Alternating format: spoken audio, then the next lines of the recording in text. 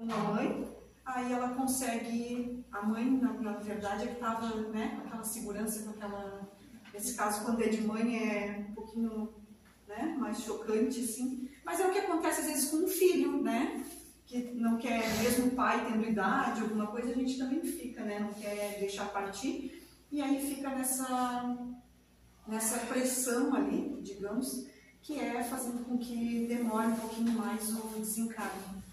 Vem aquela história que a gente sabe da melhora, né, na hora da morte, tudo isso aconteceu ali, que a gente viu no do Dimas também, esse outro reforça tudo isso. Aí aqui na apostila, só eu achar aqui, gente.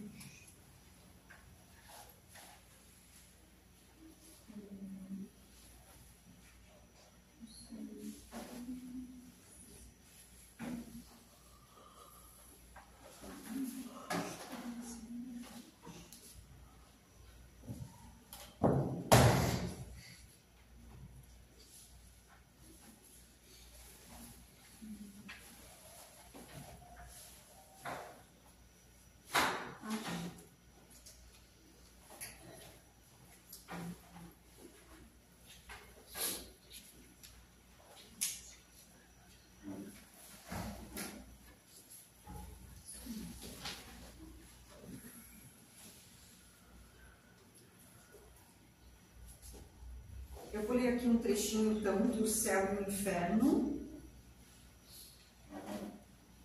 É sobre o August Mitchell. É de 1863, né? Tem o texto aqui. Está na segunda parte, capítulo 4. Era um moço rico, boêmio, gozando largamente e exclusivamente da vida material. Embora inteligente, a indiferença pelas coisas sérias era o fundo de seu caráter. Sem maldade, antes bom que mal, era querido pelos seus companheiros de prazer e procurado na alta sociedade pelas suas qualidades de homem do mundo. Sem ter feito mal, não fizera também o bem. Morreu de uma queda da viatura em um passeio. Evocado alguns dias depois de sua morte, por um médium que o conhecia indiretamente, deu sucessivamente as comunicações seguintes. 8 de março de 1863. Estou apenas desligado do meu corpo. Também posso dificilmente vos falar. A terrível queda que fez o meu corpo morrer coloca o meu espírito numa grande perturbação. Estou inquieto pelo que vou ser, e essa incerteza é cruel. O horrível sofrimento que meu corpo sofreu nada é em comparação com a perturbação em que estou. Orai para que Deus me perdoe. Oh, que dor!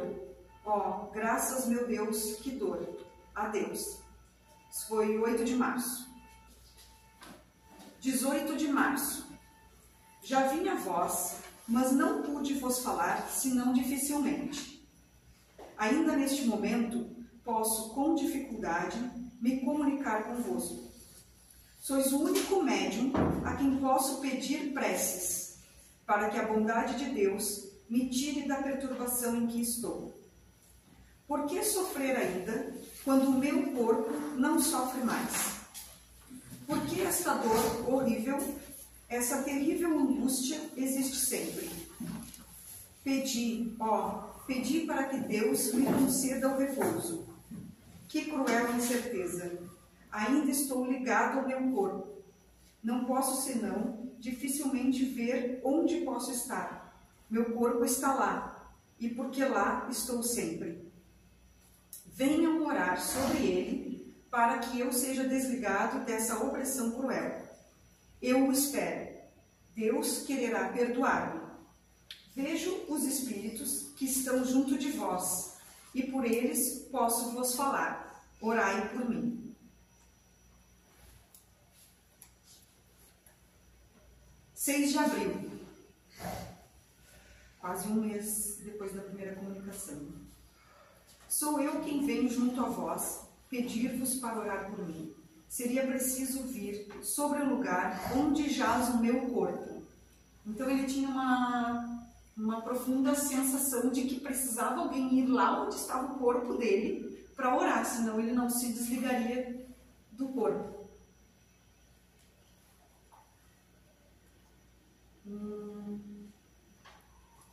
Pedir ao Todo-Poderoso para acalmar os meus sofrimentos? Eu sofro. Ide nesse lugar. É preciso endereçar ao Senhor uma prece para que me perdoe. Vejo que poderia estar mais tranquilo, mas retorno sem cessar para o lugar onde se depositou o que fui eu. O médium, não se dando conta da insistência do espírito que lhe solicitava ir orar sobre a sua tumba, negligenciara de fazê-lo. Todavia, por lá foi mais tarde e ali recebeu a comunicação adiante, em 11 de maio. Eu vos esperava. Esperava o momento em que viríeis ao lugar onde meu espírito parece preso ao seu envoltório, implorar a Deus de misericórdia para que a sua bondade acalme os meus sofrimentos. Podeis fazer-me o bem com as vossas preces. Não afrouxeis, isso vos suplico. Vejo o quanto a minha vida foi oposta ao que ela deveria ser. Vejo as faltas que cometi. Fui um ser inútil no mundo. Não fiz nenhum bom emprego das minhas faculdades. A minha fortuna não serviu senão para satisfazer as minhas paixões, os meus gostos de luxo e a minha vaidade. Não pensei senão nos gozos do corpo e não em minha alma. A misericórdia de Deus descerá sobre mim, pobre espírito que sofre ainda pelas minhas faltas terrestres. Orai para que Ele me perdoe e que eu seja libertado das dores que sinto agora. Eu vos agradeço por ter vindo orar sobre mim. 8 de junho. Posso vos falar e agradeço a Deus por me permitir. Vi as minhas faltas e espero que Deus me perdoe. Segui sempre vossa vida, segundo a crença que vos anima, porque ela vos reserva para mais tarde um repouso que ainda não tenho. Obrigado pelas vossas preces. Adeus. Aí tem uma conclusão aqui.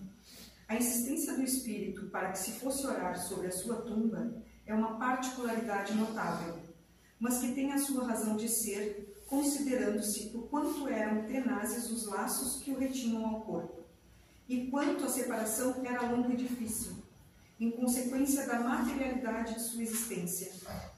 Compreende-se que, em se aproximando do corpo, a prece podia exercer uma espécie de ação magnética mais poderosa para ajudar o desligamento.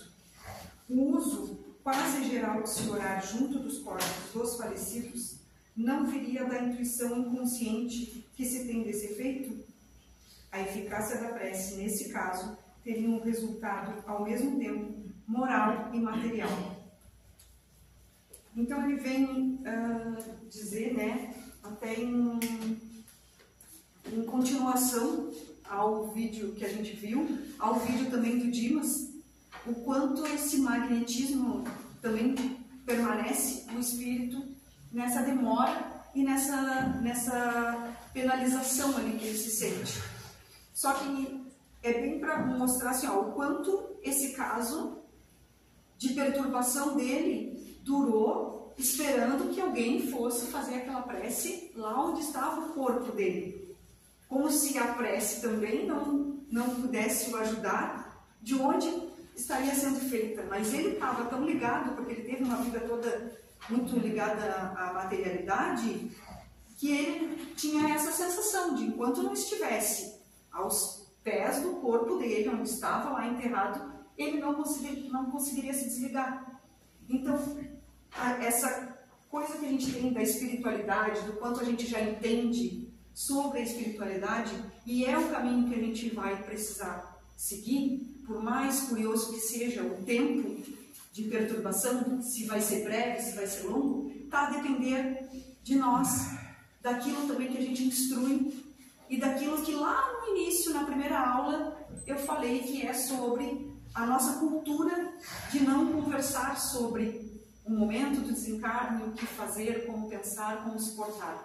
E que muitas vezes a gente, como espírita, se preocupa tão curiosamente em como será esse período e como será o desligamento, né? E não em preparar-se para o momento. Então, nesse caso, eu estava já na apostila, mas aí eu li, eu achei bem interessante, até ligado a tudo que gerou de dúvidas que a gente foi tendo ao longo desses dias de estudo, né? De quanto vai durar ou não. Então, não há uma regra, como a gente falou, mas a doutrina tem o seu firmamento, tem tudo muito bem explicado, né? O que nos falta às vezes é ir mesmo buscar nos livros, é ler todo o livro O Céu e o Inferno, é ler toda a Gênese, e muitas vezes ter que reler, porque a gente não vai conseguir aprender. E quantas vezes eu estou aqui na frente falando, mas porque eu estou indo lá, estou lendo, e estou conseguindo trazer para vocês essas informações que estão ali. Porque, no meu caso, eu não conseguiria simplesmente falar mesmo, por mais que tenha lido, por mais que já tenha estudado, acho que 2 vezes o Livro dos Espíritos, que a gente estuda, depois vai lá, e a mesma questão, a gente tem uma outra interpretação, né? Um ano e depois no ano seguinte. Então, o quanto é importante, como eu perguntei agora, alguém foi tirar uma curiosidadezinha, de repente, no YouTube, né? Com alguma... Ou às vezes aparece no Instagram, a gente que usa tanto no Instagram, está toda hora aparecendo ali os perfis para a gente seguir, espíritos, pelo menos é sempre alguma coisinha que está falando para a gente também poder tirar essa curiosidade e até trazer para cá a dúvida. Porque eu aposto e eu gosto dessa aula, como eu sempre falei, da gente falando, onde nem só eu vou trazer tudo que está escrito aqui, porque senão fica uma coisa muito monótona, mas de vocês trazerem, olha, eu tenho tal vídeo que eu vi tal coisa, dá para a gente comentar sobre isso? E aí a gente pegar e comentar, porque às vezes aquilo que foi a dúvida de um pode ser também a dúvida de outro, né? Quanto poderia também acrescentar para quem está aqui na frente. E ali, na tua leitura também foi interessante, porque o quão foi importante o tempo para ele. Porque mesmo ele lá, ele foi reconhecendo as coisas que ele deixou de fazer com as habilidades que ele veio, né? Tipo, me deram tanta coisa e eu não usei nada, só usei para benefício próprio. Sim. E aí, por isso que é importante esse tempo que ele passou lá. Por isso que precisava desse tempo dele lá. Até mesmo se o próprio médium fosse lá rezar logo na primeira vez, talvez não adiantasse porque ele não estava preparado para esse desligamento. E com o entendimento dele com o passar do tempo, né, não foi a hora certa do médium ir lá e fazer esse desligamento, né, porque não precisava realmente, mas com essa visão dele, né, que ele lá preso lá, ele conseguia ver tudo o que ele tinha deixado para trás e foi o tempo necessário para o desligamento desse. É isso que acontece pra gente, né? Tipo, a gente lê o outro livro também, que o cara ficou, meu Deus, décadas ali preso ao corpo e sentia a cobra passar por dentro do corpo e os ratos, e, enfim, foi para um umbral, mas é o tempo necessário que ele precisa para ter esse entendimento do desligamento do espírito e matéria. Como uma purificação, né? Para ele se entender. E eu acho que é importante ressaltar o quanto ele fala em Deus, mesmo tendo tido uma vida, né, muito material, ele pede muito que rogue a Deus pela libertação dele, e ele pede a prece.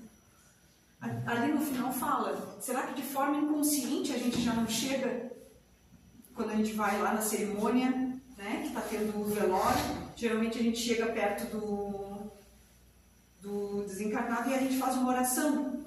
E ali ele fala, isso não seria inconsciente de a gente já saber que isso seria necessário, auxiliaria, né, para essa liberdade do espírito, ou para ele se sentir nesse aconchego, porque a oração seria para ele um aconchego naquele momento também, enquanto muitos estão às vezes chorando, desesperados e tudo, né? Enquanto uma oração está ali equilibrando tudo. E se a gente voltar lá no vídeo do Dimas, a gente percebe, né, que é falado ali que os familiares, eles montam sobre ele uma proteção, né? Porque as pessoas estão ali conversando e tudo, e gesticulando no quarto, e que o quanto isso interfere naquele processo em que ele estava ali do desencargo. Então, o quanto é interessante a gente estar mesmo... Como a oração, né, é uma ferramenta importante para isso. Independente do que a pessoa pensa, mas era uma pessoa que não frequentava nenhuma religião, só se preocupava, né, com a parte material e tudo. A oração é indispensável para qualquer um de nós, né? Até porque muita gente frequenta aqui, mas não coloca em prática lá. Então, a oração é importante para todo mundo, só para ressaltar, né? Quer falar alguma coisa, Nasa? Não, estou escutando. Fala, Nasa. É importante. Gente calada, né? Essa perturbação, essa perturbação acontece por quê?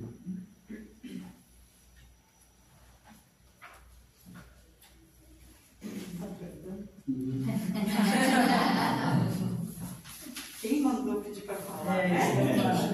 Agora, altura. No caso dele, né, até entendo que foi falado aqui que seria um ponto necessário para ele se entender e saber aonde ele precisava chegar. Mas existe sempre esse período de adaptação entre o desencarne e propriamente aquilo que vai acontecer. Então, existe a breve, que é o fato, pelo que eu estudei ali, que é o fato de o espírito realmente, a espiritualidade tratar de que ele fique um pouco desacordado, para que ele possa depois se entender quando estiver do outro lado, para não ter justamente essa agonia.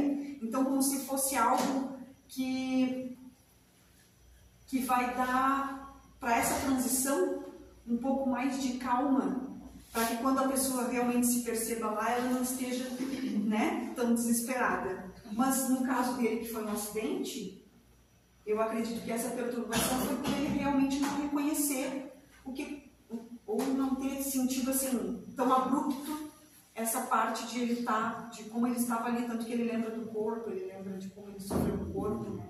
Tudo. Essas situações, elas acontecem principalmente por falta de espiritualização. Porque com a falta da espiritualização eu não acredito em nada.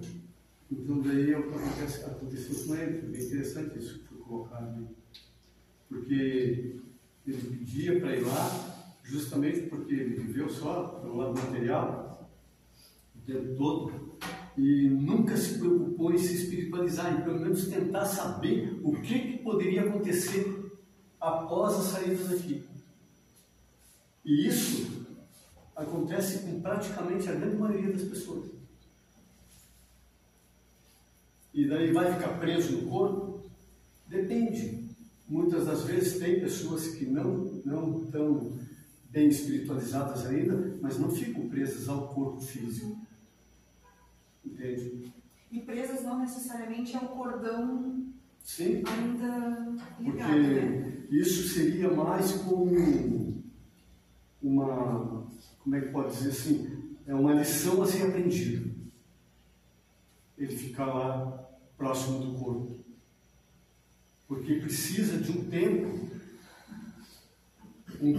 para que ele gaste determinada quantidade de fluido vital para poder haver esse desligamento. Mas então ele, porque era suicida, mas ele caiu.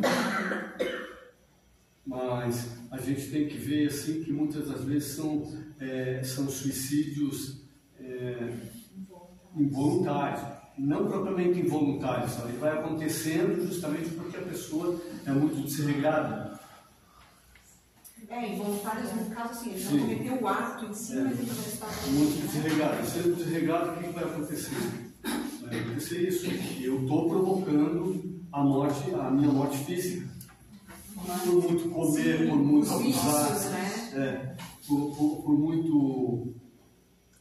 por não trabalhar justamente essa espiritualização, porque a partir do momento que eu trabalho a espiritualização, eu começo a me cuidar. Porque eu começo a compreender que isso aqui me foi doado para que eu possa usar enquanto aqui estiver ele, e tenho que cuidar muito bem dele. É o primeiro cuidado que a gente tem que ter enquanto encarnado é do próprio corpo físico, depois de outras coisas.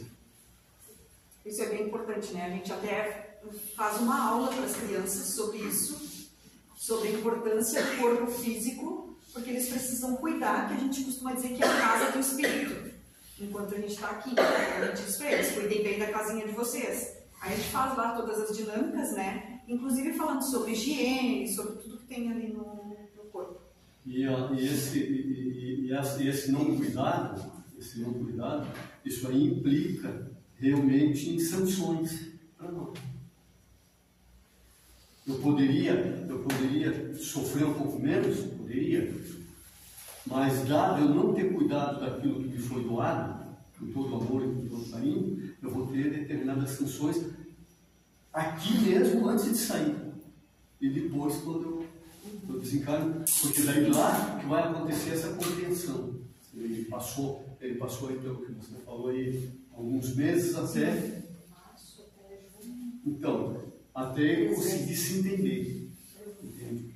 Como ele falou que era um tempo até necessário. Mas a gente perguntar uma coisa. E a questão mental, né? Por exemplo, a pessoa, eu pensava assim, que você logo ia para aqueles, vamos dizer, entre aspas, para aquilo que você ficaria presa naquela questão que te é mais, que te dói, que são os teus amores, vamos dizer. Né? Não é nada assim. Isso que eu quero saber, quando você tem um desencarne, você não vai ficar, até você ter esse aceitar e ter essa questão de você precisa se desligar, você precisa, entendeu? Porque às vezes a pessoa fica até faz um processo obsessivo em cima, por exemplo, dos seus familiares, em cima daquilo que ela... Não, isso aí é um conjunto. Podemos colocar assim como um combo, conjunto. Entende? Ele vai passar um determinado tempo no corpo físico, justamente para gastar o excesso do fluido vital que ainda tinha ali, porque ele caiu, mas sabe lá qual foi a condição que ele caiu? Será que ele tinha bebido? Será que ele tinha... Alguma coisa poderia ter acontecido para que acontecesse aquilo. Não somente porque ele não dava bola para a espiritualização em si, mas algo nesse sentido também. Entende? Porque quer queira, quer não, é um suicídio, não deixa de ser um suicídio. Inconsciente que a gente chama. Não, eu entendo, mas assim, ele não fica ligado naquele pensamento. Por exemplo, se ele é muito apegado à família. Depende. Se ele é muito apegado se a família é outro caso. Entende? Muitas das vezes o espírito é tirado de próximo da família, é levado, é instruído para isso e depois ele volta. Não adianta a instrução, ele acaba voltando.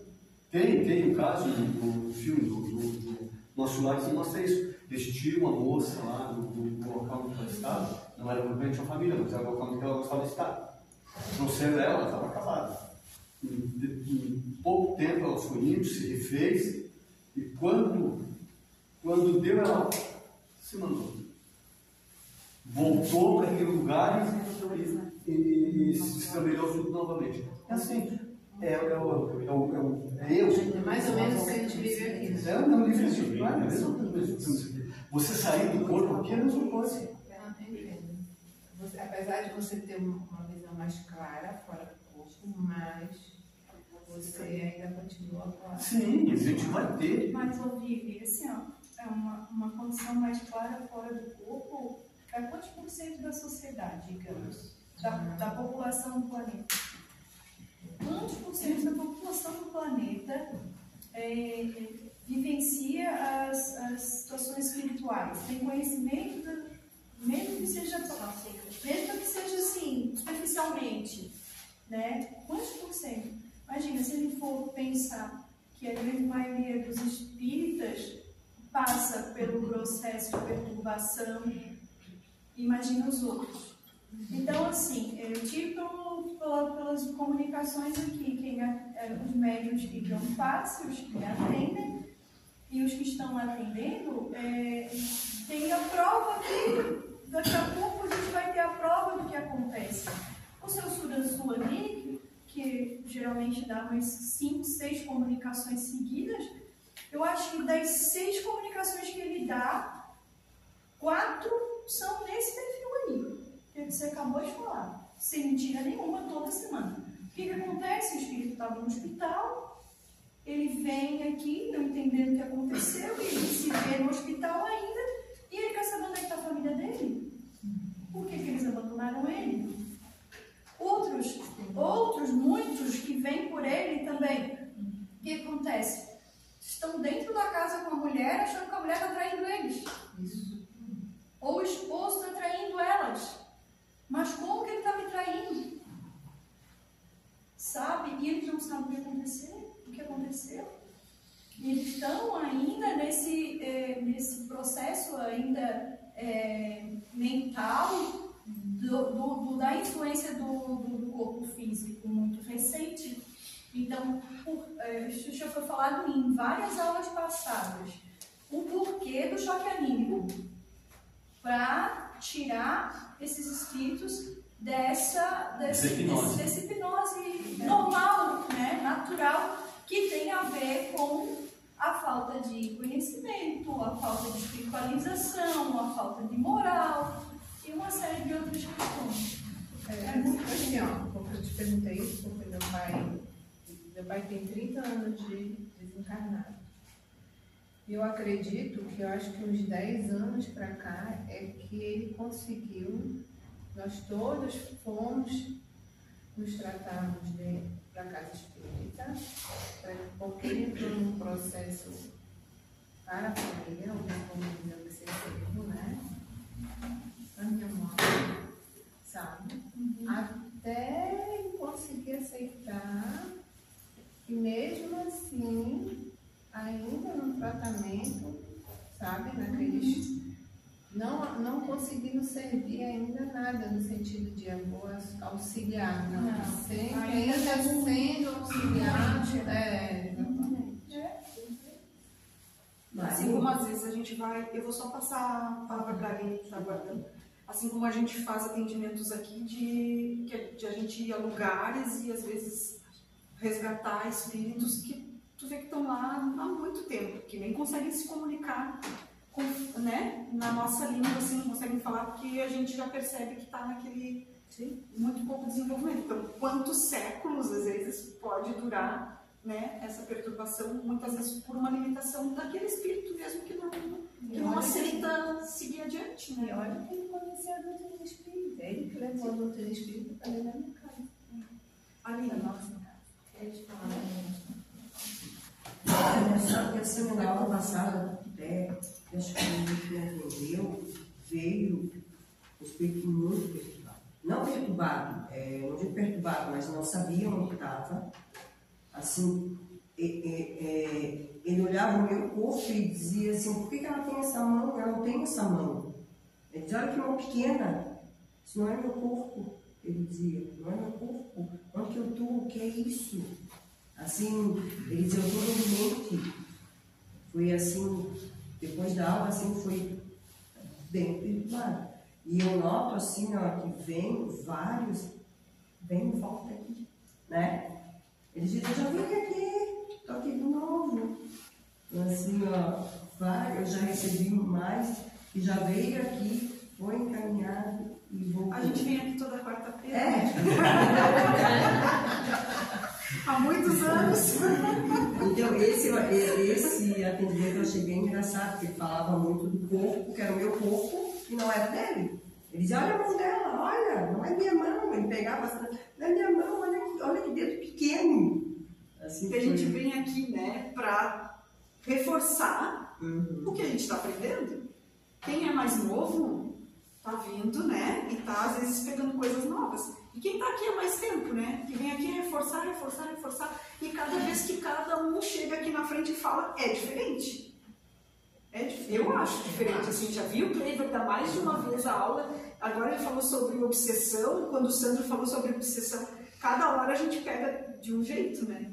E aí, não é nem que a gente não aceite, porque a gente sabe, a gente vem aqui, a gente quer também ser ferramenta, né? Do Cristo e tal, no seu trabalho, mas a gente também precisa aprender para nós mesmos. E aí, quantas vezes, imagina só, deixa eu passar só para a língua, por favor, porque senão eu não vou falar. Depois eu passo está fugindo aqui. Fala. Então, na verdade, eu queria dar um depoimento, né? Que tem a ver com esse assunto.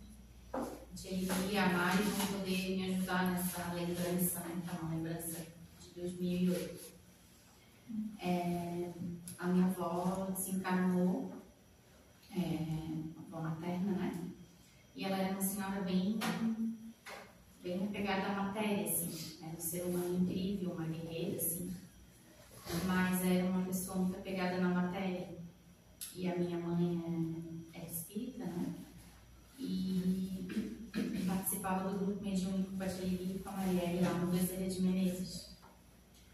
Aí quando minha avó desencarnou, ela teve uma comunicação lá e ela veio agradecer a minha mãe, porque a minha avó não é espírita, né? Mas a mãe tentava orientar ela de um jeito, uma linguagem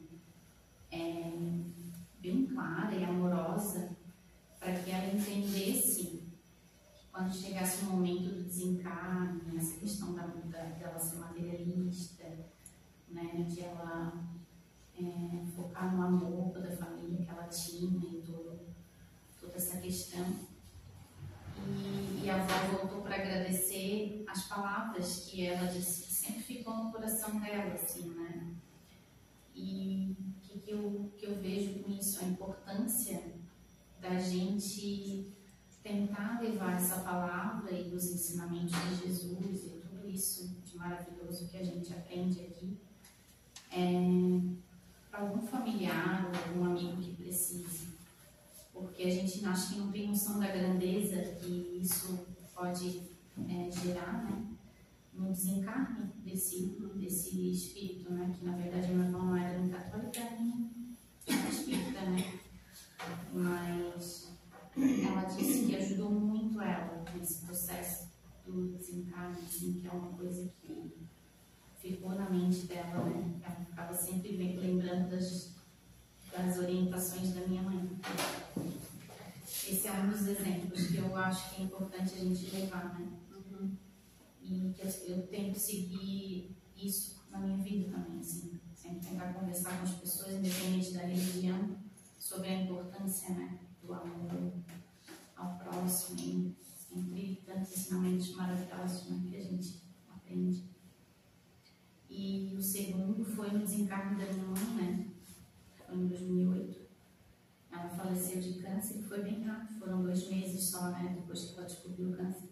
Foi muito sofrido, assim, e ela era uma pessoa muito resignada, sabe? Ela não reclamava de nada, ela sofria muitas dores que hoje a medicina está totalmente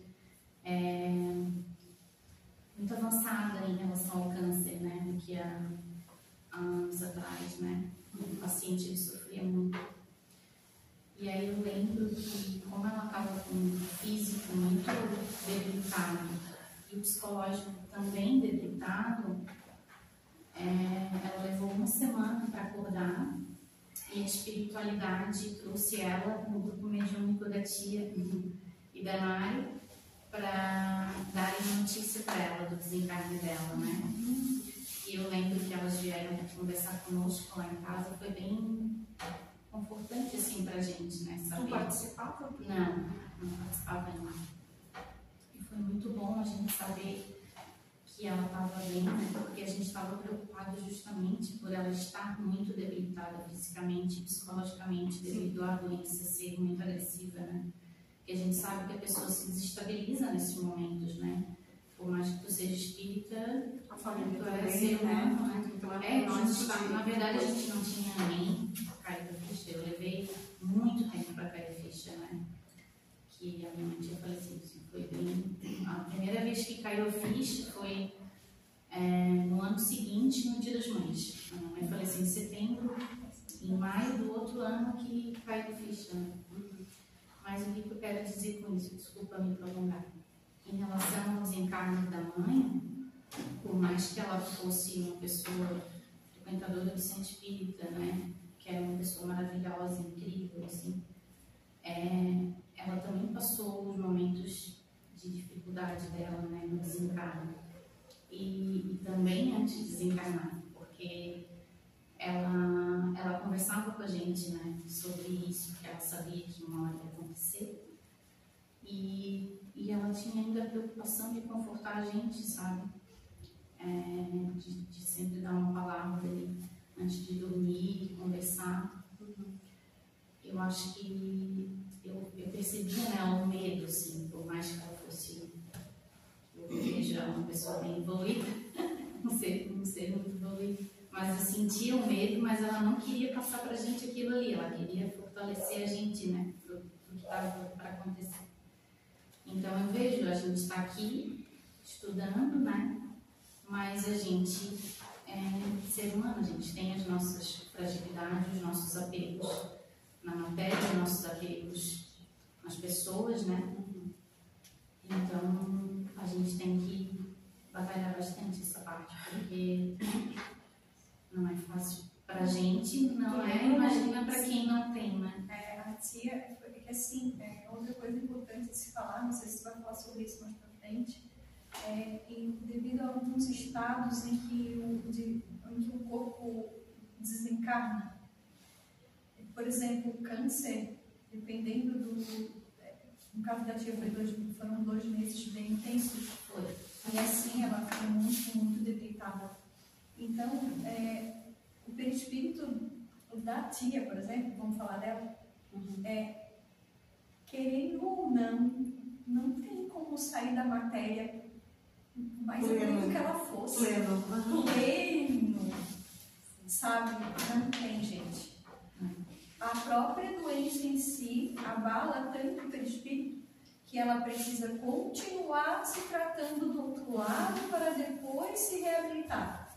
É muito o que acontece aqui quando um espírito diz que não, eu estava no hospital com uma pneumonia muito séria, ou olha só como é que está a minha barriga, tá vendo como é que está a minha barriga? Eles falam muito, né? Não sei se vocês já perceberam, já lembram.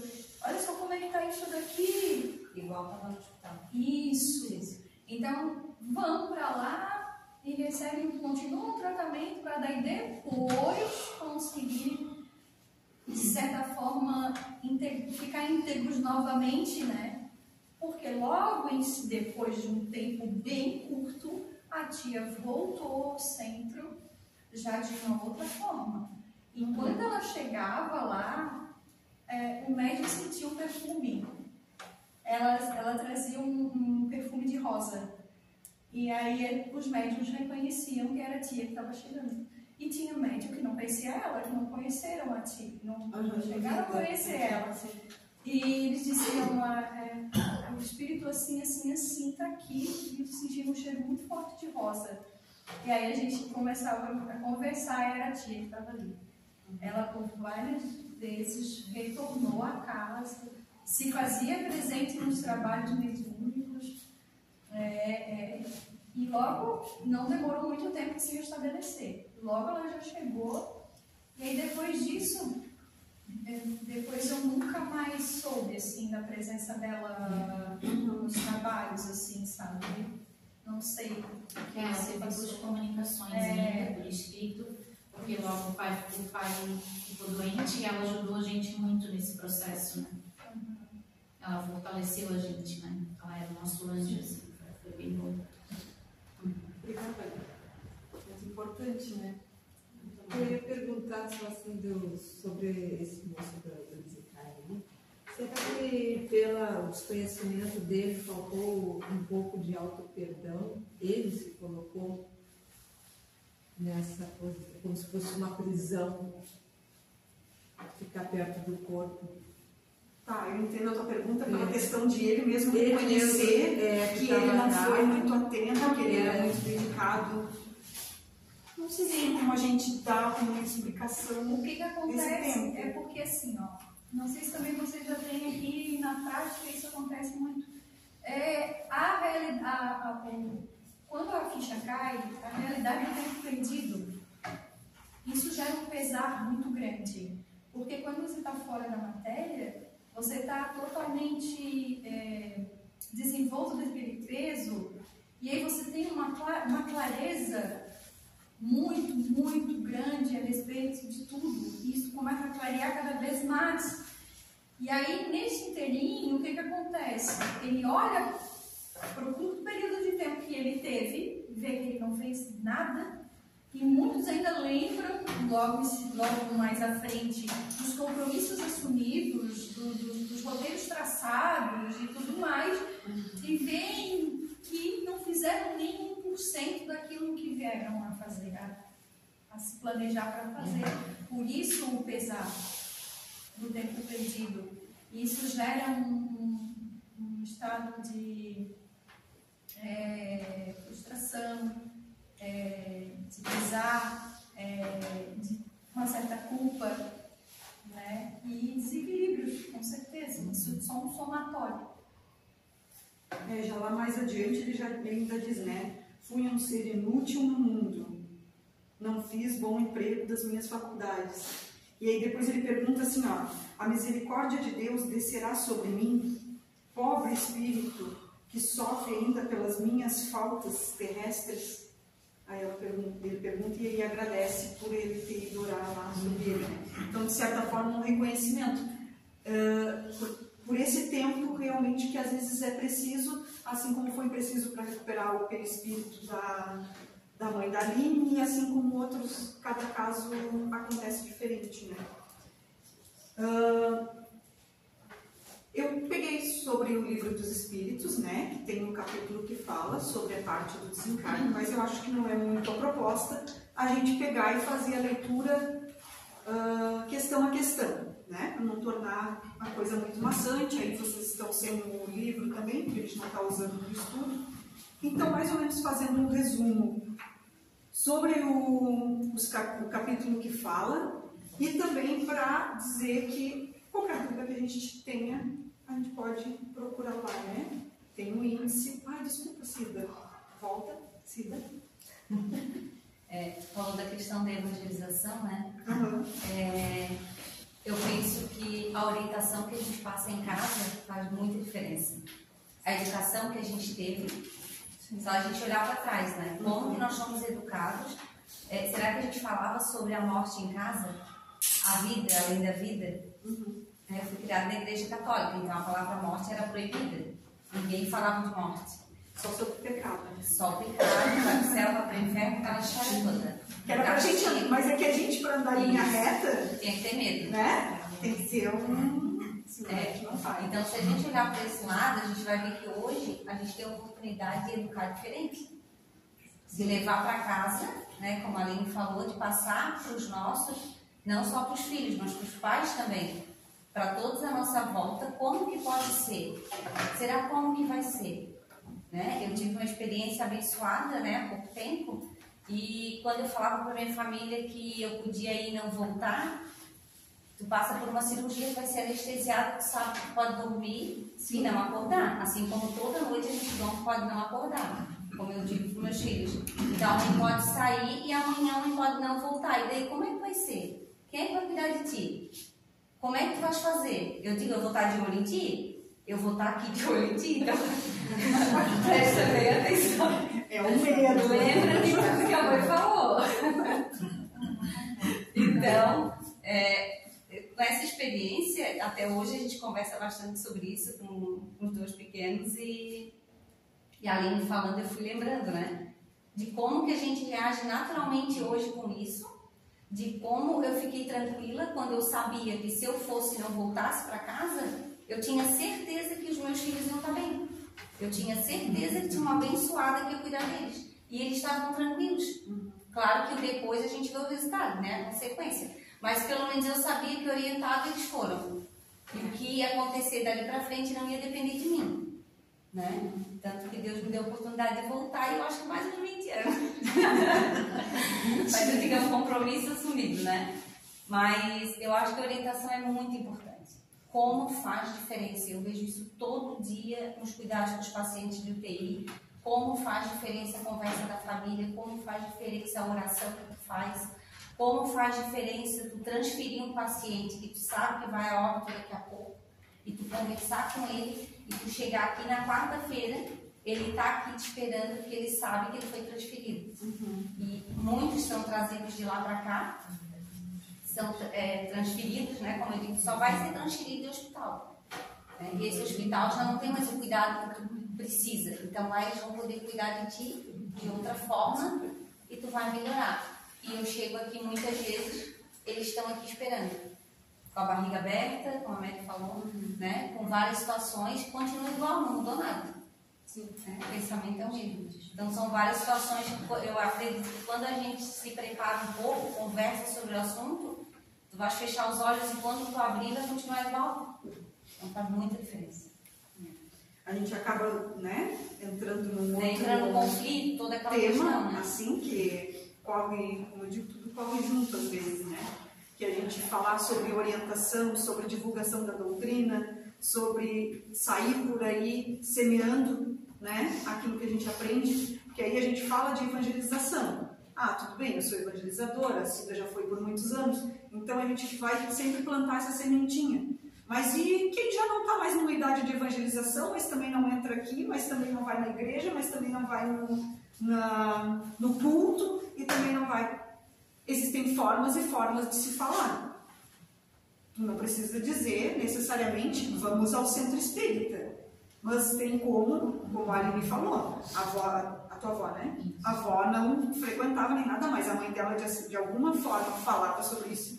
Então, só fazendo esse ponto e vírgula no assunto, nós somos aqui todos ferramentas de Deus, né?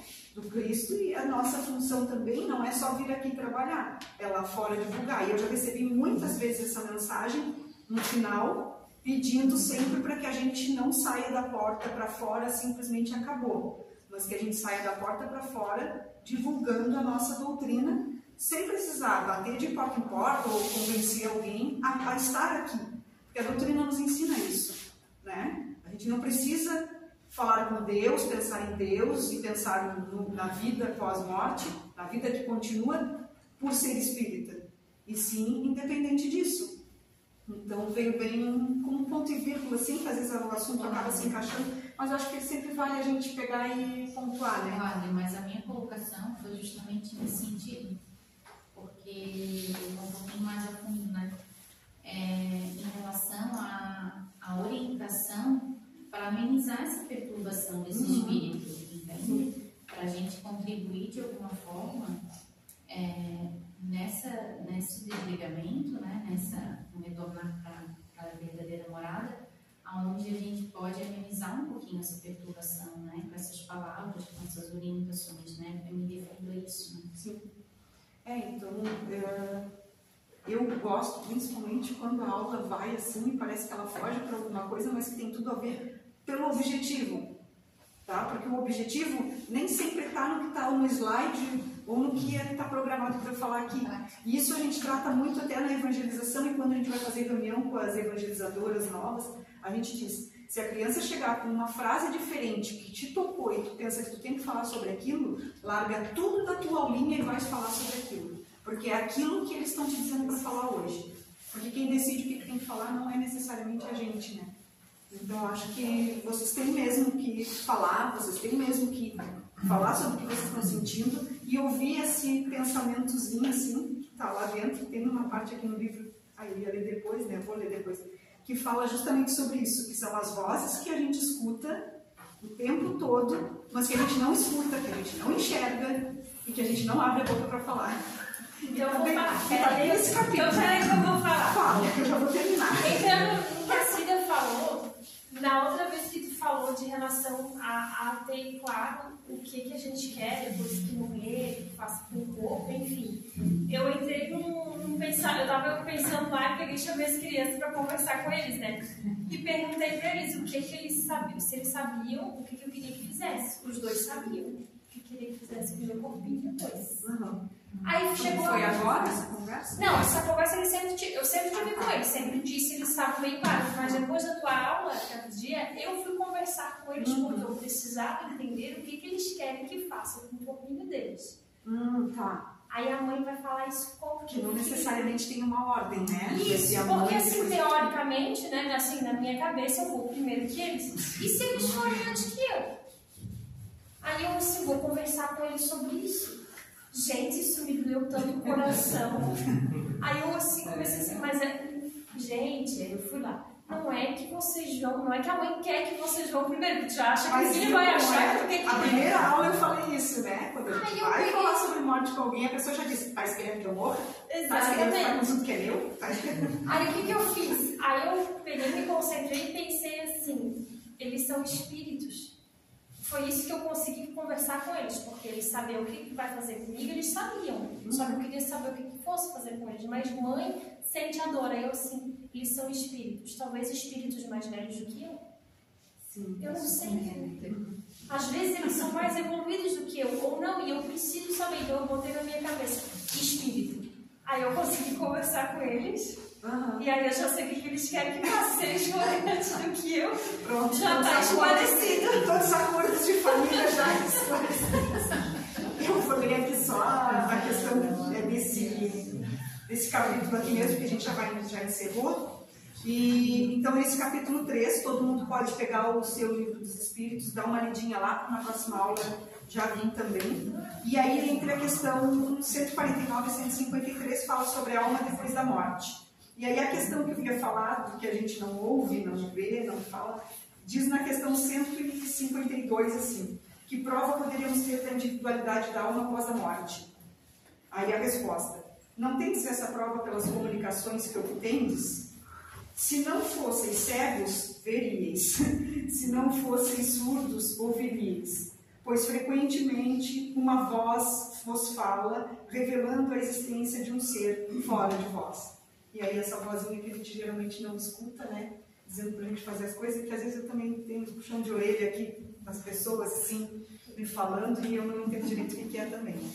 Mas hoje a gente fica por aqui, tá? Que já deu o nosso horário. Tem algum recado, né? Tem, nós haremos alguma coisa? Então tem um recadinho, depois a gente segue para a segunda parte. Primeiramente, quero agradecer a todos que estão aqui, porque nós, no princípio, no princípio das aulas, nós conversamos sobre o comparecimento. E a gente sempre deve realmente relembrar sobre o comparecimento de todos. A gente falou que se a pessoa precisar faltar, não que não possa faltar, mas que ela própria, de primeiro nós tínhamos uma chamada, de primeiro nós fazíamos livros aqui, coisa e tal, nós paramos com isso. Porque todo mundo aqui é responsável por si. E se está aqui, está fazendo um trabalho justamente para si. Então, novamente, a gente volta a relembrar do comparecimento. Faltou uma vez, precisou faltar uma segunda, na próxima vai ter que ficar um tempo fora até se harmonizar novamente.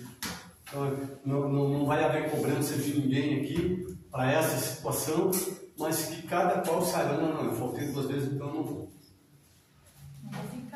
Não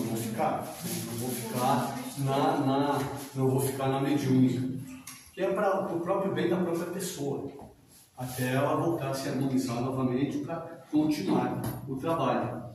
Então, o recado era mais ou menos isso. Vez por outra a gente vai estar falando sobre esse comparecimento sempre. Tá bom, gente? Muito obrigado por todos aqueles que estão aqui sempre com a gente. acho que eu queria pedir para vocês já ficarem nos seus lugares no mediúnico para a gente fazer o encerramento e aí só vai sair sem mais ninguém.